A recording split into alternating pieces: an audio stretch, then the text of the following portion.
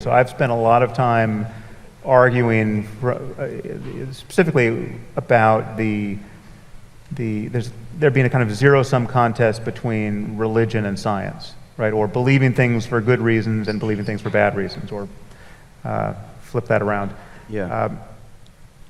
And you haven't. I think you've been loath to pit them against one another in a way that will reliably turn people off to science. If you tell people that they can't have their resurrection and their cosmology too, a significant number of Americans will say, well, okay, fuck your cosmology. I'll stick with Jesus. Obviously you're not alone in that. But so, like, one, do you acknowledge that that's a difference between the way we have kind of played the game intellectually? I think so. Yeah. It'd be good to, if that's something you want, we probably should, expand on that somewhat. But I think that's the case. And, my feeling from the outside, watching, and I don't even mean to put you in this group because this may not be accurate, but I've certainly seen certain members of the science community going out into the world in a way that I consider ineffective. Right. Toward their own stated goal, and that feels irrational to me. To go out into the world and tell people that you're stupid for certain kinds of beliefs strikes me as not the best strategy, right? I mean, the strategy that I feel works is to go out into the world with a passion and enthusiasm for the things that you think are good to understand and important to understand and point in a valuable direction, and to hope that the energy and the momentum from those kinds of conversations will drive things in a good direction. I've never felt the need to go out into the world and slap down other things. Right. That's not how I want to spend my time, and I've never found that an effective approach. Yeah, well, I totally understand that. I think there are some, so having taken the other line, and now I have a fair amount of experience with this,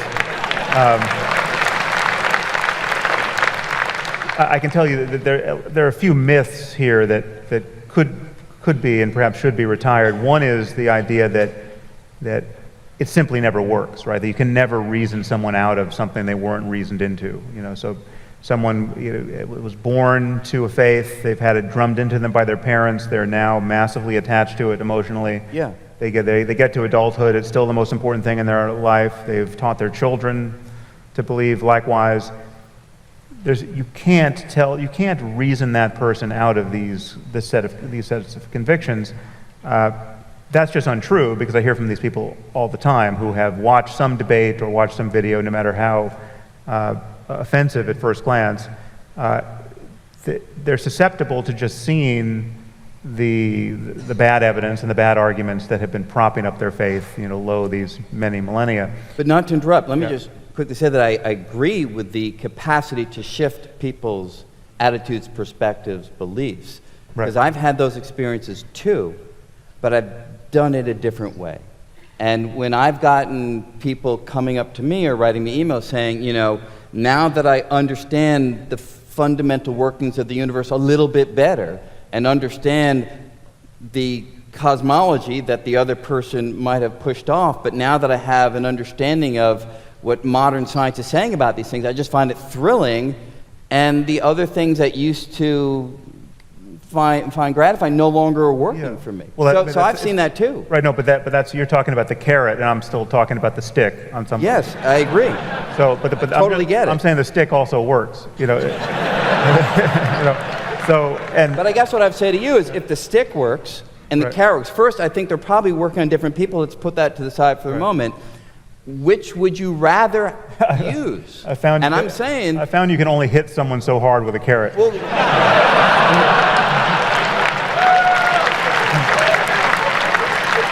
and I found you don't need to hit them at all. Well, but I should just say, so for instance, just to kind of prep you for your, I think Travis just announced that you're doing an event with Dawkins, right? Yes, that's correct. Okay, so I'm preparing you for your Thank you, appreciate it. much appreciated, but I've had conversations in a public setting with them before, but that's okay. Yeah, please, please come. No, but I heard his, I heard him over my shoulder when you were talking about the generic offensive atheist who wasn't necessarily me. It might have been Richard. But I'm just saying, I'm sure he's sitting on tens of thousands of emails from people who can honestly say, you know, though I thought you were an offensive bastard at the beginning, you actually argued me out of my most cherished beliefs. So that, I'm just saying, as a matter of sociology, that happens, right? Yeah, now, but yet it's counterintuitive. We all know that there is this phenomenon. I mean, this has actually been now studied up to a point. This notion of a backfire effect, where when you challenge people's beliefs, and even when you provide them with counter evidence to those beliefs, there's some part of the human nervous system that just doubles down in the face of counter evidence, and they leave this confrontation believing what they believe even more ardently than they did in the first place. So that happens, but I guess in part it's a matter of taste. It's certainly a matter of just how you want to spend your time. I completely get that you don't want to be the guy who's just the go-to guy for, you know, why you can't have your cake and eat it too in the matter of science versus religion.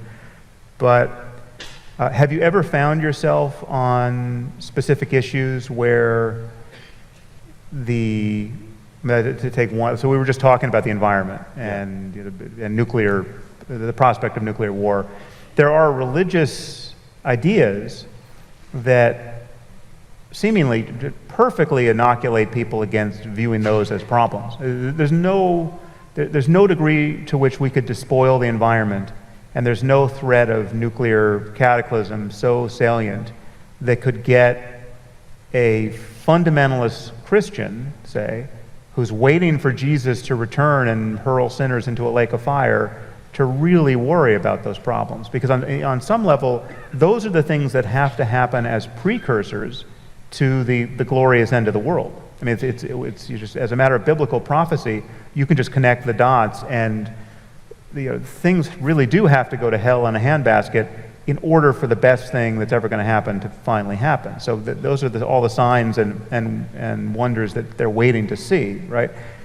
So if you find yourself in the presence of that kind of dogmatism, where the worse things get, really the better they're getting, right? Because Jesus is going to come back and solve all our problems.